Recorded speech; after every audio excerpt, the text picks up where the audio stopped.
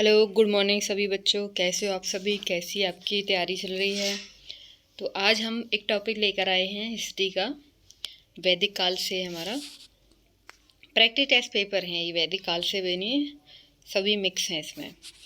तो हम शुरू करते हैं कि गैरिक मृतभांड पात्र ओसीपी का नामकरण हुआ था। किस ये क्षेत्र पूछा गया है, किसके आधार पर गैरिक मृतभांड ओसीपी का नामकरण हुआ था? तो हमारा इसका राइट आंसर है बच्चों, हस्तिनापुर में ओसीपी नामक गैरिक मृतभांड मिले थे।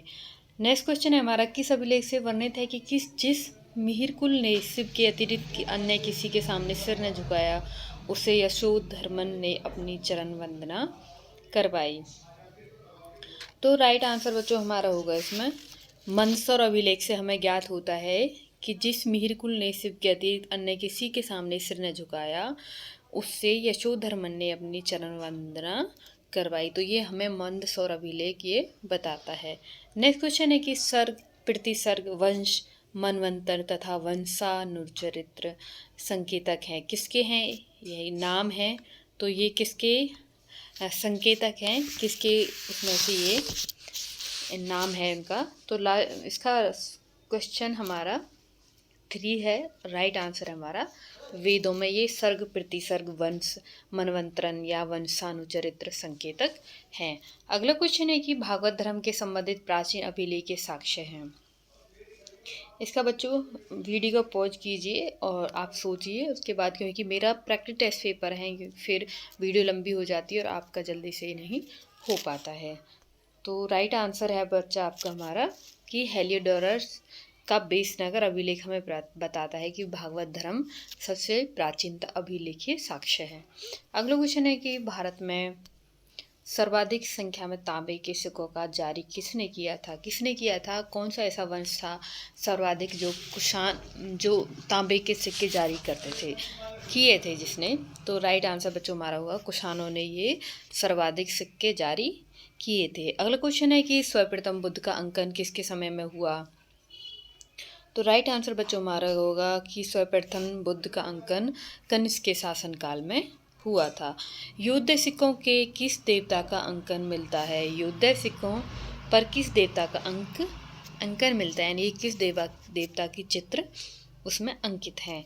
तो राइट आंसर होगा हमारा बेटा कार्तिक के जो देवता थे उनका अंकन मिलता है। नेक्स्ट क्वेश्चन है कि विक्रम एवं शक संवतों में कितना वर्षों का अंतर है? जो विक्रम संवत और शक संवत थे उनमें कितने वर्ष का डिफरेंस है? तो बच्चों इसमें हमारा होगा 135। ठीक है, तो बच्चों आप वीडियो को पॉज कीजिए और समझिए, उसके बाद ही आप मैं तो आपको बता ही देती हूँ, सॉरी। तो अगला क्वेश्चन है हमारा कि निम्न कथनों पर विचार कीजिए और नीचे दिए गए कूट से सही उत्तर चयन कीजिए। और इसमें पूछा गया है 3 इसमें दिए गए हैं कि शक संवत 78 ईस्वी में आरंभ हुआ था। इसमें सही उत्तर चुनना है कि गुप्त संवत सन 1319 ईस्वी में आरंभ होता है या भारत में मुसलमान शासन का युग सन 1192 से शुरू होता है। तो बच्चों इसमें हमारे तीनों ही ठीक हैं, क्योंकि संवत 78 ईस्वी से आरंभ होता है और जो गुप्त संवत था वो 319 से आरंभ हुआ था और भारत में मुसलमान शासन का युग सन 1192 से शुरू होता है, जब मोहम्मद गौरी जब पृथ्वीराज चौहान को हरा देता है। ठीक है बच्चों, तो अगला क्वेश्चन हमारा होगा संस्कृत के कवि और नाट्यकार कालिदास का उल्लेख हुआ है। किस में हुआ है हमारा ये बताना है। तो राइट आंसर होगा बच्चों हमारा जो पुलकेशिन द्वितीय के ऐहोल अभिलेख से हमें ये प्राप्त होता है कि संस्कृत के कवि नाटककार कालिदास का उल्लेख हुआ है। इसमें हुआ है कि जो पुलकेशिन द्वितीय का ऐहोल अभिलेख है। अगला क्वेश्चन है कि निम्नलिखित में से किस चीनी यात्री ने चालुक्यों के शासनकाल में चीन एवं भारत के संबंधों का विवरण दिया है? तो बच्चों राइट आंसर होगा जो माल्ताविन थे, जो उन्होंने चीनी यात्री के चालुक्यों के शासन काल में चीन एवं भारत के संबंधों का वर्णन किया है। ठीक है बच्चों, मातवालिन, ये बहुत इंपॉर्टेंट क्वेश्चन है बच्चों, ये आता है बहुत ही। अगले हमें मैच करना है हमारा बच्चों कि सूची 1 से सूची 2 को मिलाना है कि एक तरफ लेखक दिए गए हैं, दूसरी तरफ रचनाएं हैं और हमें ये पता करना है कि कौन सी लेखक ने कौन सी रचना की है। तो भारवी, हर्ष, कालिदास और राशिकर। अब हम इसे मैच करते हैं बच्चों। कौन सा क्वेश्चन है हमारा बच्चों? हमारा 12वां क्वेश्चन है, ठीक है। तो भारवी का हमारा कौन सा है? ये है हमारा, ये भारवी का हमारा होगा किरात तुर्जनीय, ठीक है, किरात तुर्जनीय। और हर्ष का है हमारा बच्चों नागानंद, ठीक है। और कालिदास की थी हमारी कपूर मंजरी और राजशेखर की थी हमारी, सॉरी ये थोड़ा मिस हो गया, कालिदास की हमारी मालविकानामित्र और राजशेखर की है कपूर मंजरी। तो बच्चों इसका ए का 2 हुआ, भारवी की किरातुंजने थी और हर्ष की थी हमारी नागानंद और कालिदास की है हमारी मालविकानामित्रम और राजशेखर की कपूर मंजरी। तो राइट आंसर हमारा बच्चा 2 हुआ, सॉरी डी हुआ इसका। ए का 2 और बी का 4, 3 का 3 और डी का 1। तो बच्चों आगे चलते हैं। हमारा मिलित पनो है। मिलित पनो क्या है? एक संस्कृत नाटक है, जैन वृत्तांत है या पाली ग्रंथ है या फारसी महाकाव्य है।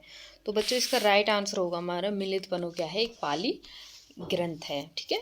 अगला क्वेश्चन की राजतरंगिणी के लेखक कलहन के समय शासक था। कौन सा ऐसा शासक था जो राजतरंगिणी लिखी गई उसके लेखक थे कलहन? उसके समय कौन सा शासक था? जयसिंह, हर्ष, गोविंदचंद या जयचंद? तो राइट आंसर होगा हमारा बच्चों जयचंद उस समय राजा थे, शासक थे।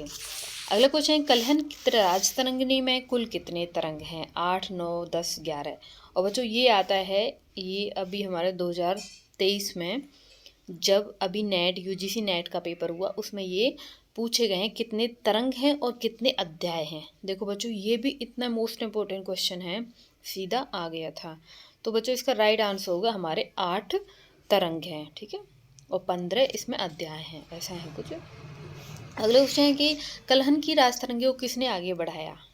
जैसे कलहन ने लिखा, उनकी मृत्यु के बाद कि कौन ऐसा आगे बढ़ाता है, कौन ऐसा लेखक होता है? तो राइट आंसर को बचाओ जॉन राज एवं श्रीवर, ये हमारे इसको राजतरंगिणी को आगे बढ़ाते हैं। अगला क्वेश्चन है निम्नलिखित युग में से कौन सा सही सुमेलित नहीं है? नहीं पूछा है बच्चों, आप डेफिनेटली ध्यान रखिए कि नहीं पे आप बहुत ध्यान दीजिए। ऐसा बहुत मिस्टेक होता है, हम जल्दी जल्दी से लगा देते हैं सीधा और नहीं पे ध्यान नहीं देते हैं। तो राइट आंसर बच्चों हमारा होगा, अभी हम मिला के देखते हैं हमारा कि कौन सा सुमेलित नहीं है। देखो कपूर मंजरी, हर्ष, मालविकानामित्र, कालिदास, मुद्राराक्षर, विशाखादत्त या सौदानंद अफघोष। तो इसमें बच्चों हमारा सही लग रहा है, हमारे जो कपूर मंजरी थे वो हर्ष के, जो हर्ष थे उन्होंने कपूर मंजरी नहीं लिखी थी, बल्कि ये जो कालिदास उनके मालविकानामित्र लिखे, विशाखादत्त की मुद्राराक्षर, अफघोष की सौदानंद, यानी कि ये बुक हैं और ये हमारे लेखक हैं। अगला क्वेश्चन निम्नलिखित में किसे भारत का प्रथम विधि निर्माता माना गया है? पाणिनि को, मनु को, कौटिल्य को या कपिल को? ठीक है, विधि निर्माता पूछा है। तो बच्चों इसका बहुत इजी भी है और ये बहुत ही आपको जानने योग्य है कि इस क्वेश्चन का हमारा राइट आंसर है मनु ने, ठीक है। तो मनु क्या थे? उन्होंने जो हमारे जो सामाजिक जो ढांचा है उन्होंने इसका भी बताया है और राजतंत्र का भी बताया है किस प्रकार से विधि निर्माता बोला गया है इनको, मनु को। उन्होंने एक मनु स्मृति नाम की एक पुस्तक लिखी है। अगला क्वेश्चन है निम्नलिखित में से कौन सा जोड़ सही सुमेलित है? Life of Hiuen Tsang, the natural history या हिस्टोरियल या हिस्टोरियल, फिलिपिकल या द हिस्टोरीज, फिलिपिकल, हाँ सॉरी फिलिपिकल है। तो इसमें सही सुमेलित पूछा है, कौन सा नहीं है, सही सुमेलित नहीं है। तो राइट आंसर होगा बच्चा द नेचुरल हिस्ट्री, ये टॉलमी की नहीं है। अगला क्वेश्चन है कि महाभारत का तेलुगु संस्करण किसने किया था? नकिया, नैन्या या अख्तियार या तुलुवल्लुवर? ये हमारे दक्षिणी भारत के जो लेखक हैं वो हैं हमारे। तो राइट आंसर हो गया ये नैन्या ने किया था। तेलुगु संस्करण किसने लिखा था महाभारत का? तो नयन्या ने किया था। तो राइट आंसर अब हमारा भी हो गया। अगला क्वेश्चन कि समकालीन समाज के पाखंड एवं भ्रष्ट आवरण को उद्घाटित करने के लिए निम्नलिखित ग्रंथों में के कौन लेखक है? अनेक ग्रंथों के लेखक हैं। जो समकालीन समाज में जो पाखंड चल रहा था, जो भ्रष्ट आवरण था, यानी कि जो भ्रष्टाचार फैला हुआ था, वो उन्होंने कौन से लेखक ने यहाँ बताया है? क्षेमेंद्र, मेरुतंग या राजशेखर या सोडल? तो राइट आंसर बच्चों हमारा होगा जो क्षेमेंद्र थे, वो समाज में उस समय कैसा चल रहा था, उन्होंने एक पुस्तक लिखी है। अगला क्वेश्चन है निम्नलिखित में से सर्वप्रथम हमारे देश को इंडिया संबोधित करने वाले कौन थे? तो राइट आंसर बच्चों हमारा होगा जो हेरोडोटस हैं, वो हमारे इंडिया को संबोधित करते हैं, भारत को ये इंडिया संबोधित करते हैं।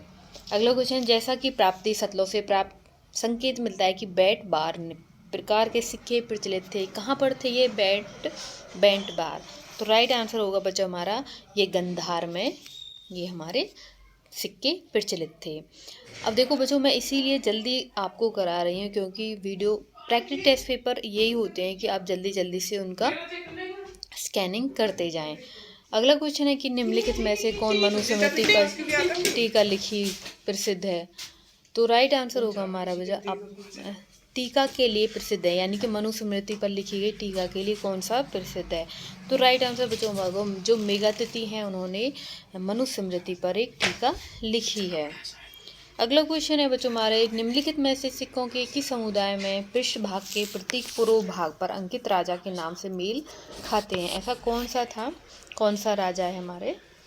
तो राइट आंसर बच्चों हमारा होगा डी, यानी कि पांचाल जो राज्य था उसके सिक्के किसी समुदाय में पृष्ठभाग के प्रतीक पूर्व से अंकित राजा के नाम से मेल खाते थे। अगला क्वेश्चन है कि किसके सिक्कों पर मंदिर की आकृति का अंकन हुआ है? तो राइट आंसर बच्चों हमारा होगा इसका औदुंबर एवं पांचाल जो सिक्के थे वहाँ पर मंदिर की आकृतियों का अंकन हुआ है। अगला क्वेश्चन है कि अभिलेख में पुष्यमित्र द्वारा 2 अश्वघोष यज्ञ के समापन का उल्लेख हुआ है। किस अभिलेख में पुष्यमित्र द्वारा 2 अश्वमेध यज्ञ के समापन का उल्लेख हुआ है? यानी कि धनदेव का अयोध्या अभिलेख होता है जिसमें बताया गया है कि पुष्यमित्र के द्वारा 2 अश्वमेध यज्ञ कराए गए थे। अगला क्वेश्चन है कि मार्को पोलो किसके आयात पर भारतीय धन के एक बड़े भाग की बर्बादी अपव्यय पर दुख प्रकट करता है कि यहाँ का जो भारत के लोग हैं वहाँ बहुत से धन को, यानी कि बहुत से धन को वो वैसे ही बर्बाद कर देते हैं, मार्को पोलो ये कहता है। तो राइट आंसर होगा जो हमारा अश्व यानी कि घोड़े पर वो कहते हैं कि हमारा जो भारतीय शासक हैं वो बेकार की घोड़ा खरीदने पर यहाँ का धन बहुत ही व्यर्थ कर देते हैं। तो बच्चों हमारी वीडियो कैसी लगी? प्लीज़ चैनल को लाइक एंड सब्सक्राइब करना और कमेंट करना कि आपको वीडियो कैसी लगी। तो थैंक यू बच्चों।